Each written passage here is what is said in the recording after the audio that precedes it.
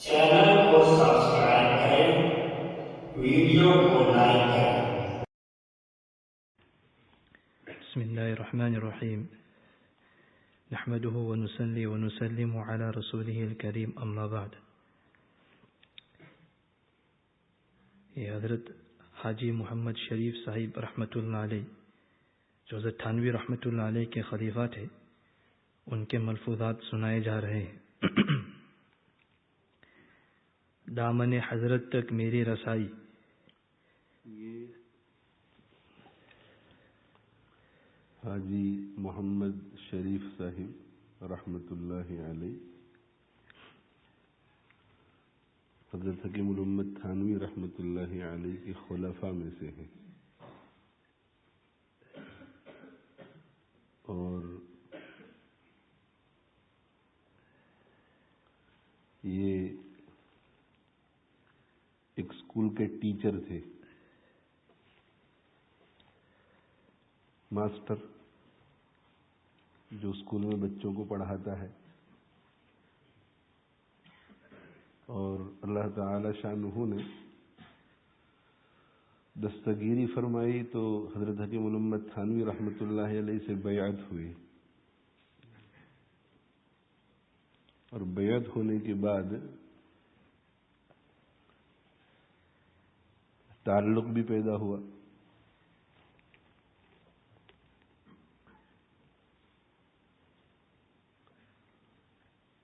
कुछ मुरीद वो होते हैं जो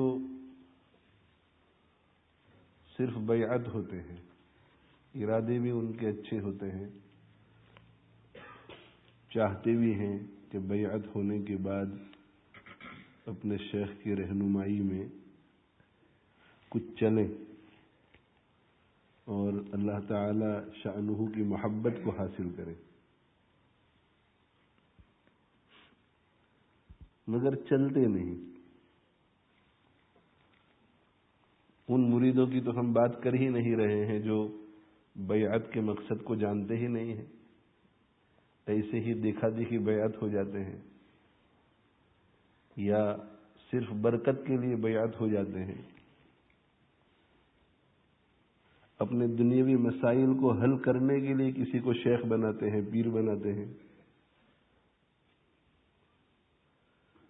परेशानियों में मुब्तला होते हैं तो कुछ समझ में नहीं आता तो ये ख्याल आता है कि चलो किसी को पीर बना लेते हैं तो वो हमारे सारे मसाइल को हल कर देंगे, खुद करेंगे, अल्लाह से करवाएंगे। कुछ लोग तावीज़ और अमलियात सीखने के लिए किसी को पीर बनाते हैं। बाज़ जगहों पर बस एक रस्मी पीरी मुरीदी होती है कि बाप पीर है, उसका इंतकाल हो गया तो अब बेटा गद्दी नशीन हो गया, चाहे उसमें कोई दीनी चीज है या नहीं है। और ऐसी कई गद्दियां चल रही हैं आज भी हमारे बर्रे सगीर हिंदो पाक में।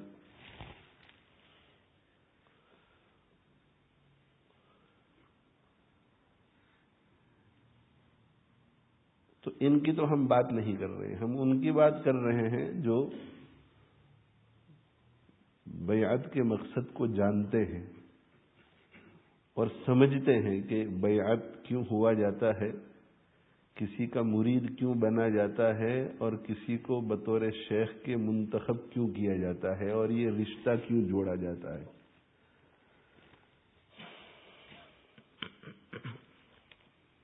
जैसे एक बच्चा मदरसे में दाखिल होता है तो मकसद उसका इल्म हासिल करना होता है, तो हुसूल इल्म के लिए एक मुअल्लिम की ज़रूरत पड़ती है जो तजर्बाकार हो, जो इस राह से गुजरा हो, तो वो उसे पढ़ाएगा। पीएचडी में भी एक मुशरिफ होता है, सुपरवाइजर होता है। ये नहीं कहा जाता कि भाई अब इन्होंने तो एमए भी कर लिया है, बहुत सियाने हो गए हैं, बहुत मैच्योर्ड हो गए हैं, समझदार हो गए हैं, अब जो रिसर्च करना चाह रहे हैं इसमें इनको मुशरिफ की, सुपरवाइजर की क्यों जरूरत है। नहीं, उसमें भी जरूरत पड़ती है, पीएचडी में भी मुशरिफ और सुपरवाइजर, और ये सबसे बड़ी डिग्री है पीएचडी। تو اس میں اگر مشرف کی اور سپروائزر کی ضرورت ہوتی ہے، اور پی ایچ ڈی سے نیچے کی جتنی بھی چیزیں ہیں ان سب چیزوں میں اگر مشرف کی اور سپروائزر کی ضرورت پڑتی ہے، تو اللہ جل جلالہ وعم نوالہ کے قرب کو حاصل کرنے کے لیے اور ان کی محبت کو حاصل کرنے کے لیے مشرف کی اور سپروائزر کی ضرورت نہیں پڑے گی۔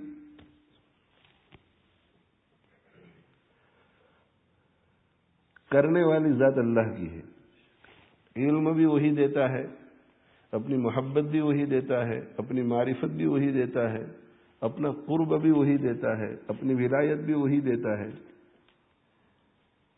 مگر اس کا پورا مدار ہے محنت کرنے والے کی فکر اور محنت پر۔ جو طالب ہے، طالب وہ کتنی فکر کرتا ہے اور کتنی محنت کرتا ہے۔ تو یہ جو طالب ہے، طالب اس کی طلب بڑھے اور اس طلب کے ساتھ فکر بھی بڑھے اور فکر صحیح رہے، اور محنت بھی بڑھے اور محنت صحیح رہے، اس کے لیے شیخ کی ضرورت ہوتی ہے کہ طالب میں طلب پیدا کی جائے اور جو طلب پیدا ہو گئی اسے بڑھائی جائے کہ میں اللہ کو طلب کرتا ہوں، میں اللہ کی محبت چاہتا ہوں۔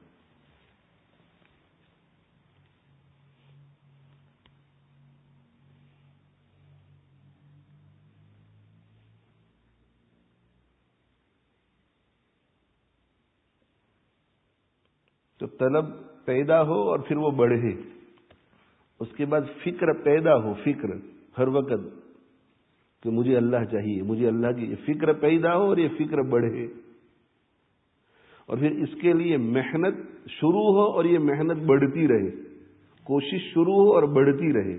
اس کے لیے شیخ کی ضرورت ہوتی ہے کہ یہ طلب پیدا ہو، فکر پیدا ہو، محنت اور کوشش شروع ہو، یہ تینوں چیزیں بڑھتی رہیں اور صحیح رہیں، بڑھتی رہیں، صحیح رہے۔ صحیح رہنا بھی بہت ضروری ہے۔ جب ایک شخص اللہ جل جلالہ وعم نوالہ کی محبت کی طرف قدم اٹھائے گا، ولایت کی طرف قدم اٹھائے گا، تو اس پر شیطان کتنی محنت کرے گا۔ تو کوشش اور محنت صحیح رہے، اس کی سوچ اور فکر صحیح رہے، اس کی طلب صحیح رہے، اس کے لیے شیخ کی ضرورت ہوتی ہے۔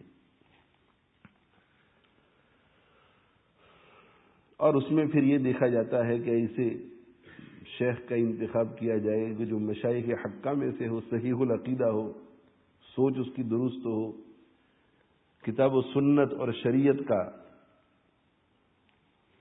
علم رکھتا ہو۔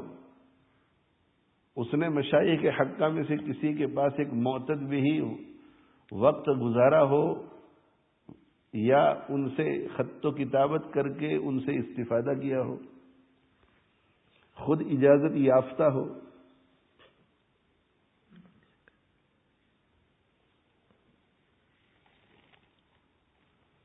اس کے ساتھ جو لوگ تعلق رکھتے ہیں ان کی دینی زندگی میں فرق آتا ہو،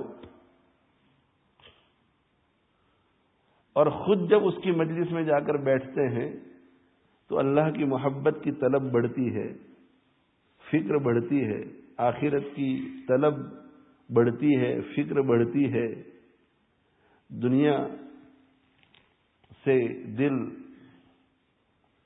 اچاٹ ہوتا ہے۔ اس کی صحبت میں، مجلس میں کبھی کبھی خیال غلبہ کرتا ہے اور ایسا جی چاہتا ہے کہ سب کچھ چھوڑ دوں اور یہی ایک کام کر لوں بس۔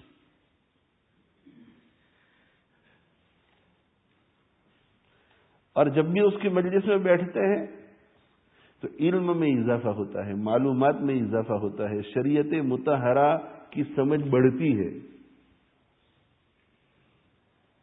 اور ہم اپنے دل میں اس کے لیے محبت پاتے ہیں، عقیدت پاتے ہیں، ایڈمیریشن پاتے ہیں، عظمت پاتے ہیں، اور کمپیٹیبلٹی بھی ہے، کنجیالٹی بھی ہے، مناسبت بھی ہے۔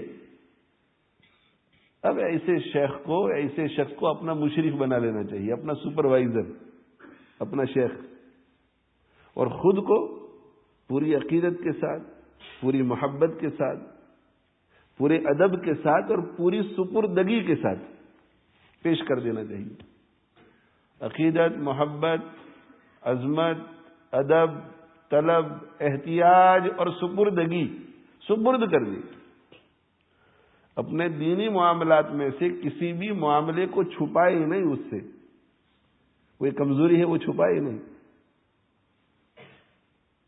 اندر جو چور چھپا ہوا رہتا ہے دل میں، عمرے کی اجازت مانگ رہے ہیں اپنے شیخ سے، بتلا کچھ رہے ہیں اندر کچھ ہے، یہ نہیں، بالکل صاف صاف ہو. بتلا رہے ہیں کہ والد صاحب کا تقاضا ہے، والدہ کا تقاضا ہے، اور دل اندر یہ چھپا ہوا ہے کہ ہمارے پاکستان میں ایک دوست تھے، وہ بھی عمرے کے لیے آ رہے ہیں، تو میں اگر عمرے کے لیے چلا جاؤں تو وہاں ان سے ملاقات ہو جائے گی. یعنی چھپایا نہ جائے کوئی بھی چیز.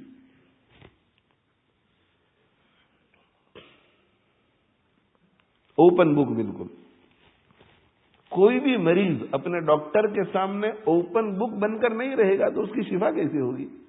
اس لیے کہ جب ساری چیزیں وہ اپنے ڈاکٹر کے سامنے بیان نہیں کرے گا تو تشخیص صحیح نہیں ہوگی، ڈائیگنوسس میں غلطی ہو جائے گی، سارے اندر کے سمٹمز یا حالات نہیں بتائے گا، اور جب تشخیص صحیح نہیں ہوگی تو تجویز اور علاج بھی صحیح نہیں ہوگا.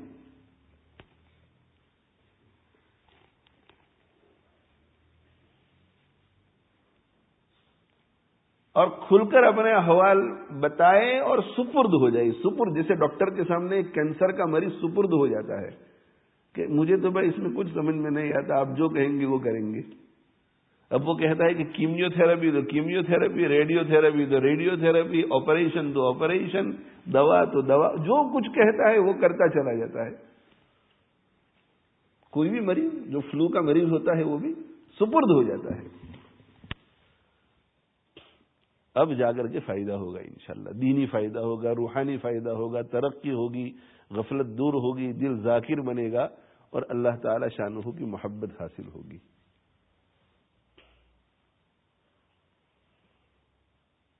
تو یہ حاجی محمد شریف صاحب رحمۃ اللہ علیہ بیعت ہوئے حضرت حکیم الامت تھانوی رحمۃ اللہ علیہ سے، اور حضرت حکیم الامت تھانوی رحمۃ اللہ علیہ سے بیعت ہو کر قریب بھی ہوئے. ظاہر ہے کہ پہلے دن جب بیعت ہوئے ہوں گے تو اتنا قرب نہیں ہوا ہوگا، قریب ہوئے. قریب کیسے ہوئے؟ مجالس میں شرکت کر کے، اپنے احوال بتلا کر، ادھر سے جو انسٹرکشن آتا تھا اس پہ عمل کر کے. ہمارے یہاں گجرات میں کہتے ہیں دیہاتوں میں کہ بندہ پیارا نہیں ہوتا، اس کا کام پیارا ہوتا ہے.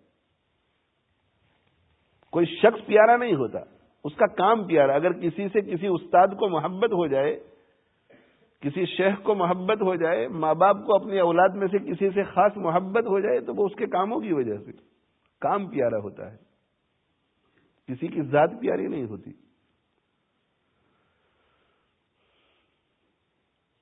شیخ کی مجالس میں وہ شرکت کرتا ہے، ادب سے بیٹھتا ہے، احترام کے ساتھ معاملہ کرتا ہے، عظمت اور محبت نظر آتی ہے، محتاج بن کر طلب کے ساتھ بیٹھتا ہے، غور سے سنتا ہے، جو باتیں بیان کی جائے اس پر عمل کرتا ہے، اور اپنے دینی معاملات میں مشورہ کیے بغیر کوئی کام نہیں کرتا. دینی معاملات میں، دنیاوی معاملات میں وہ آزاد ہے بشرطے کہ شرعی حد میں ہو، مگر اگر دنیاوی معاملات میں بھی مشورہ کرے تو فائدہ زیادہ ہوگا. اس لیے کہ شیخ جو ہے وہ اس کے سارے حالات سے پورا واقف ہوگا، تو وہ اگر کوئی روحانی حالت لے کر آئے گا تو سمجھنے میں آسانی ہوگی کہ اچھا اس کا وہ دنیاوی معاملہ ہے، اس کی وجہ سے ذکر میں یہ اثر پڑ رہا ہے. اگر دنیاوی حالات سارے سامنے نہیں ہوں گے تو اچھی طرح سے کبھی کبھی سمجھ نہیں پائے گا شیخ. تو دنیاوی معاملات میں بھی اگر مشورہ، مگر ضروری نہیں ہے، اپنے دینی اور شرعی اور روحانی معاملات میں مشورہ ہو، مشورے پر عمل کرتا ہو، تو اس صورت میں اسے شیخ کی توجہ حاصل ہوگی، توجہ حاصل ہوگی. ایسے ٹیکسٹ میں لکھ دینا تو بہت آسان ہے کہ پلیز یور دعا اینڈ توجہ، وہ ٹیکسٹ سے تھوڑی دعا اور توجہ حاصل ہو جاتی ہے. ای میل پر بہت آسان ہے 2-4 سطریں لکھ دینا. بھائی دعا اور توجہ کے لیے تو کچھ کام کرنا پڑتا ہے. ایسے ہی اگر دل کی گہرائی والی دعا ہر ماں باپ اپنی اولاد کے لیے کر سکتے تو سب کا بیڑا پار ہو چکا ہوتا. ہر استاد کو اگر اختیار ہوتا کہ جب جی میں آئے جس کے لیے چاہے وہ دعا کر سکتا ہے, تو دعا تو سب کے لیے کر سکتا ہے, مگر دل کی گہرائی سے نکال سکتا ہے, تو کوئی بھی طالب علم ناکام نہ ہوتا. کوئی استاد دنیا میں ایسا نہیں ہے جو اپنے کسی بھی طالب علم کی شاگرد کی ناکامی دیکھنا چاہتا ہے. تو کوئی پیر ایسا نہیں ہے جو اپنے مریدوں میں سے کسی مرید کی ناکامی دیکھنا چاہتا ہے. اگر یوں ہی دعا نکلتی, یوں ہی توجہ کوئی کسی پر ڈال سکتا تھا تو سب ولایت کے مقام پر پہنچ چکے ہوتے. نہیں, وہ تو ہمارے ہاتھ میں ہے. حضرت شیخ الحدیث مولانا زکریا صاحب رحمۃ اللہ علیہ کے ایک خلیفہ تھے, حکیم اجمیری صاحب رحمۃ اللہ علیہ, حکیم سعد اجمیری رحمۃ اللہ علیہ, بہت بڑے حکیم تھے, اور انتقال ان کا یہاں برمنگھم میں ہوا. جب یہاں انگلینڈ تشریف لاتے تھے تو میری بھی ان سے ملاقات رہتی تھی, اور میرے اوپر کسی وجہ سے بہت مشفق تھے. اللہ تعالی شانہ کا میرے اوپر یہ بہت بڑا فضل رہا ہے کہ بزرگان دین مشفق رہے ہیں میرے اوپر, تو ان کی بڑی شفقتیں رہی ان کی.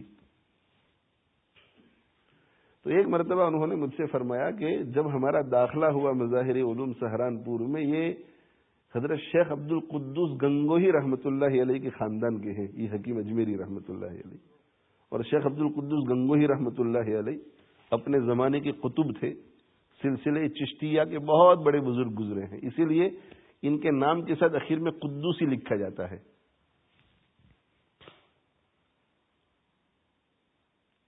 تو انہوں نے کہا کہ جب ہمارا داخلہ ہوا مدرسہ مظاہر علوم میں, تو ان کا اور ساتھ میں ان کے بھائی کا یا ان کے چچا زاد بھائی کا داخلہ ہوا, تو ان کے خاندان میں ان کے والد نے یا ان کے جو بھی ولی ہوں گے, انہوں نے ایک خط لکھا حضرت شیخ مولانا زکریا صاحب رحمۃ اللہ علیہ پر, اور اس خط میں یہ لکھا کہ یہ خاندان قدوسی کے 2 بچے ہیں, آپ ذرا ان پہ توجہ رکھنا. تو حضرت شیخ الحدیث صاحب رحمۃ اللہ علیہ نے خط کا جواب لکھا, خود حکیم صاحب سے میں نے یہ سنا. حضرت شیخ رحمۃ اللہ علیہ نے جواب میں ان کے والد پر یا ان کے ولی پر یہ لکھا کہ یہ بات تو آپ ان سے کہیے, مجھے نہیں. آپ اپنے بیٹوں سے کہیے کہ یہ ہماری توجہ لیں. توجہ ڈالنا, توجہ دینا یہ ہمارے اختیار میں نہیں, یہ کوئی اختیاری چیز نہیں ہے.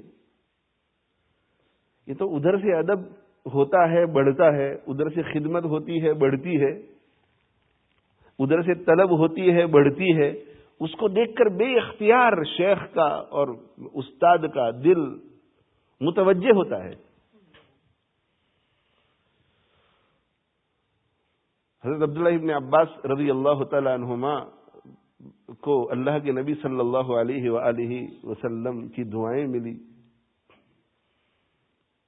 تو اس کی وجوہات یہی ہے کہ آپ میں ادب بہت زیادہ تھا اور خدمت کا جذبہ بہت زیادہ تھا. تو خدمت کرتے رہے کرتے رہے کرتے رہے کرتے رہے, چکتے نہیں تھے. جہاں کہیں موقع ملتا تھا گھس جاتے تھے, دوڑ جاتے تھے, خدمت کرتے تھے. اور سمجھدار تھے تو ایسی خدمت بھی نہیں کرتے تھے کہ جس سے مخدوم کو پریشانی ہو. اس لیے کہ کبھی کبھی کوئی واقف نہیں ہوتا ہے تو وہ مخدوم کے لیے پریشانی کا باعث ہو جاتا ہے. تو خدمت بھی تو ایک فن ہے نا, اسے سیکھنا پڑتا ہے پہلے. کبھی کبھی مرید اور شیخ کے مزاج میں مناسبت نہیں ہوتی, تو خدمت کی, خدمت کرتے رہے. ایک دن اللہ کے نبی صلی اللہ علیہ وآلہ وسلم کو قضائے حاجت کے لیے باہر جانے کی ضرورت پڑی, تو آپ تشریف لے گئے. جنگلوں میں صحرا میں چلے جاتے تھے اپنی حاجت پوری کرنے کے لیے اس زمانے کے لوگ. تو یہ ہمیشہ طاق میں رہتے تھے. تو انہوں نے دیکھا کہ اللہ کے نبی صلی اللہ علیہ وسلم تشریف لے گئے ہیں, تو انہوں نے ایک برتن میں پانی بھرا اور برتن میں پانی بھر کر جس جھاڑی میں، جن درختوں میں اللہ کے نبی صلی اللہ علیہ وسلم تشریف لے گئے تھے، جس نیچی جگہ میں، وہاں ایسی جگہ تک پہنچے جہاں تک آپ صلی اللہ علیہ وسلم نظر نہیں آتے تھے، اور وہاں وہ برتن رکھ کر کے واپس تشریف لے گئے. اور دل میں یہ خیال تھا کہ شاید اللہ کے نبی صلی اللہ علیہ وسلم کو استنجا کے لیے پانی کی ضرورت پڑے تو تکلیف نہ ہو، یا استنجا کے لیے پانی کی ضرورت نہ پڑے، شاید وضو کا ارادہ ہو تو یہ پانی موجود ہے. دیکھو، وہ دکھانے کے لیے خدمت نہیں کرتے تھے، راحت پہنچانے کے لیے. وہ جانتے تھے کہ جب دل سے دعا نکلے گی تو وہ ہم ہی کو لگے گی، اللہ تو دیکھ رہا ہے سب کچھ. جب اللہ کے نبی صلی اللہ علیہ وسلم استنجے سے فارغ ہوئے تو پوچھا کہ یہ کٹورا یہاں کس نے رکھا، یہ پانی کا پیالہ یہاں کس نے رکھا، یہ پانی کا برتن یہاں کس نے رکھا؟ تو وہ مخلصین کا دور تھا، تو کسی نے کہا کہ ابن عباس رضی اللہ تعالی عنہما نے رکھا. تو اللہ کے نبی صلی اللہ علیہ وآلہ وسلم کے دل پر اب اثر ہو چکا تھا. ایک خدمت، دوسری خدمت، تیسری خدمت، چوتھی خدمت، پانچویں خدمت، توجہ حاصل ہو چکی تھی. تو بے اختیار دل سے دعا نکلی اور زبان پر آئی، اللہم علمہ الکتاب، اے اللہ اسے تیری کتاب قرآن مجید سکھا دے، اس کے سارے علوم اس کے سینے میں اتار دے. اس دعا کا اثر کیا ہوا؟ آج دنیا ان کو مفسر قرآن سے یاد کرتی ہے. مفسر قرآن، آج دنیا ان کو ترجمان قرآن سے یاد کرتی ہے.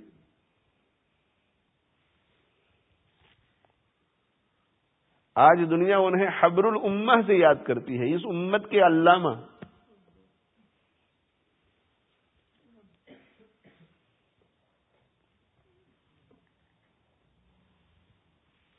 اور ایک مرتبہ اللہ کے نبی صلی اللہ علیہ وسلم تہجد کے لیے کھڑے ہوئے. ابن عباس رضی اللہ عنہما بھی اپنی خالہ حضرت میمونہ رضی اللہ تعالی عنہا کے گھر میں جب آپ صلی اللہ علیہ وسلم ہوتے تھے، حضرت ابن عباس رضی اللہ عنہما کی خالہ کے گھر میں، تو رات وہاں گزارا کرتے تھے ابن عباس رضی اللہ تعالی عنہما، اس نیت سے کہ میں راتوں کو کچھ دیکھ سکوں، کام کی باتیں.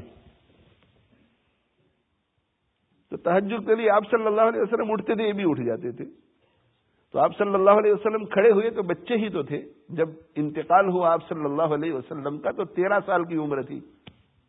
تو یہ اس سے پہلے کا واقعہ تو اپنے ساتھ کھڑا کر دیا، جیسے بچے کو پیار سے اپنے بازو میں کھڑا کرتے ہیں. اور اللہ کے نبی صلی اللہ علیہ وسلم نے نماز شروع کر دی.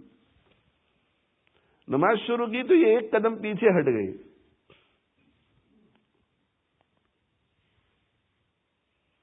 آپ صلی اللہ علیہ وسلم نماز سے فارغ ہوئے. فارغ ہونے کے بعد پوچھا کہ ابن عباس رضی اللہ عنہما، میں نے تمہیں اپنے برابر کھڑا کیا اور تم پھر پیچھے ہو گئے؟ تو کہا کہ اللہ کے نبی صلی اللہ علیہ وسلم، آپ اللہ کے رسول، کیا اسی امتی کے لیے مناسب ہے کہ آپ کی برابر کھڑا رہے؟ یہ 12, 11, 10 سال کا بچہ، کیا یہ مناسب ہے کسی امتی کے لیے کہ آپ کے برابر میں کھڑا رہے؟ ابن عباس رضی اللہ عنہما فرماتے کہ اللہ کے نبی صلی اللہ علیہ وسلم نے اس وقت میرے لیے علم اور فہم کی دعا فرمائی. تو دعا اور توجہ لینے کے لیے کچھ کرنا پڑتا ہے. بیعت ہو گئے، بس مجلس میں آئے اور اٹھ کر چلے گئے. کئی مہینے اور کئی سال گزر جاتے ہیں، بیعت ہونے والے دن جتنا تعلق تھا اتنا ہی تعلق رہتا ہے. بس جب ضرورت پڑی آ گئی اور چلے گئے. تعلق بڑھانا پڑتا ہے.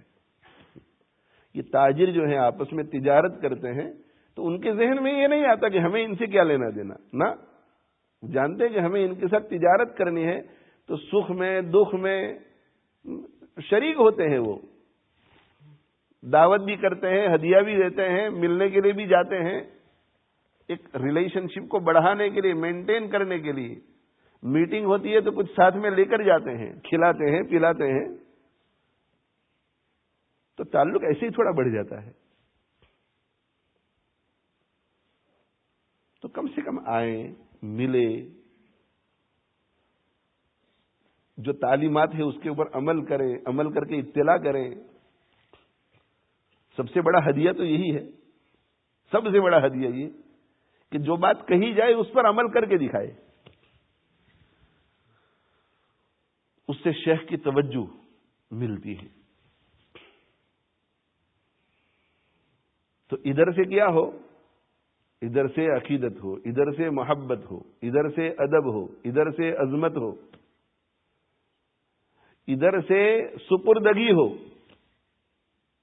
اور ادھر سے دعا اور توجہ. بس اگر یہ دو چیزیں ہو گئی تو کام بن گیا. اور اگر ادھر سے دعا اور توجہ ہے اور ادھر سے کچھ نہیں ہے تو کچھ نہیں ملے گا. اور ادھر سے دعا بھی نہیں ہے، توجہ بھی نہیں ہے، مگر ادھر سے سب کچھ ہے تو سب کچھ ملے گا. دیکھو سب کچھ اللہ نے مرید کے ہاتھ میں رکھا ہے، اس لیے کہ محنت تو وہ کر رہا ہے. تو وہ اتنی ساری محنت کرے اور شیخ کی دعا بھی نہ ہو، شیخ کی توجہ بھی نہ ہو، اور اس کا بیڑا غرق رہے، یہ کیسے ہوگا؟ نا، یہ اگر سب کچھ کرے جو اسے کرنا چاہیے تو شیخ دعا اور توجہ پہ مجبور ہو جائے گا، کرنی ہی پڑے گی اسے. اصل کام مرید کو کرنا ہے. تو میں یہ عرض کر رہا تھا کہ انہوں نے حضرت کے ساتھ ایسا معاملہ کیا اور اس طرح رہے اور حضرت کی تعلیمات کو ایسا جذب کیا، اور ایک ایک بات پر انہوں نے حضرت سے رہنمائی لی. ان کی جو خط و کتابت ہے حضرت کے ساتھ، اسے پڑھتے ہیں تو عقل حیران ہو جاتی ہے، عقل حیران ہو جاتی ہے.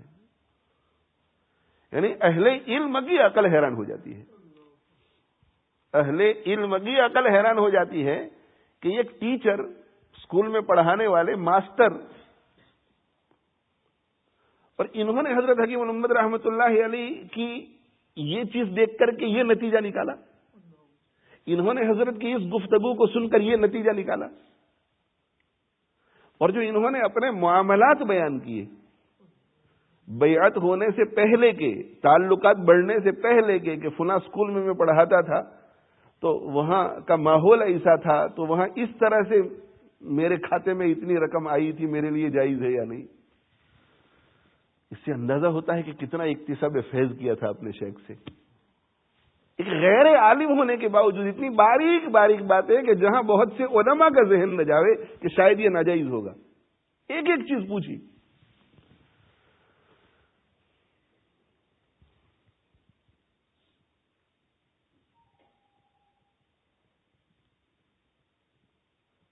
تو ایک اسکول کا ماسٹر اور اسکول کا ٹیچر جس طرح سے ایک شیخ سے استفادہ کرنا چاہیے اس طرح استفادہ کیا، تو مقام اللہ نے یہ عطا فرمایا کہ حضرت مفتی محمد تقی عثمانی صاحب دامت برکاتہم اور حضرت مفتی محمد رفیع عثمانی صاحب دامت برکاتہم، میرے محبوب حاجی صاحب رحمۃ اللہ علیہ، میرے شیخ حضرت مولانا محمد یوسف لدھیانوی رحمۃ اللہ علیہ، ایسے بڑے بڑے حضرات ان سے استفادہ کی غرض سے جا کر ان کی مجلس میں بیٹھتے تھے.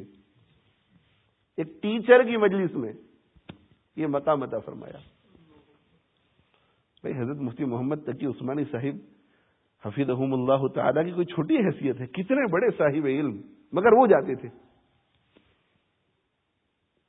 ہمارے حاجی صاحب رحمۃ اللہ علیہ جاتے تھے، اور ہمارے حاجی صاحب رحمۃ اللہ علیہ کو حضرت مسیح الامت رحمۃ اللہ علیہ کی طرف سے بھی اجازت ہے، اور حاجی محمد شریف صاحب رحمۃ اللہ علیہ کی طرف سے بھی اجازت ہے. بہت محبت تھی دونوں کی.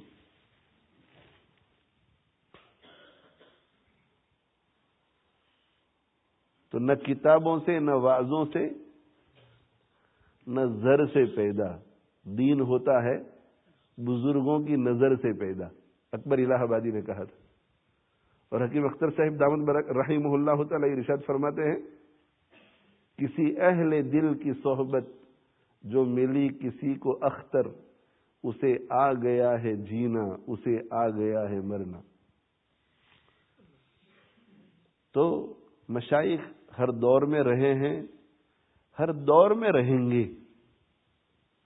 یہ ہماری کمزوری ہے، ہماری سستی ہے، ہماری بدقسمتی ہے کہ ان کو پہچاننے کے باوجود بھی ہم ان سے جیسا فائدہ اٹھانا چاہیے نہیں اٹھاتے. میں جب یاد کرتا ہوں میرے محبوب حاجی صاحب رحمۃ اللہ علیہ کو اور ان کی شفقتوں کو، ان کا جو مقام تھا روحانیت میں جب یاد کرتا ہوں حضرت لدھیانوی رحمہ اللہ تعالی کو، ان کی جو شفقتیں تھیں، ان کی محبتیں تھیں، ان کا جو مقام تھا، اور اس کے علاوہ اور بھی بہت سارے اکابر مشائخ جنہوں نے شفقت فرمائی، جنہوں نے محبتیں دیں، اور جن سے بہت کچھ حاصل ہو سکتا تھا، تو اب افسوس کے سوا کچھ نہیں رہا. افسوس. وآخر دعوانا الحمد للہ رب العالمین وصلی اللہ علی نبینا محمد وعلی آلہ وصحبہ.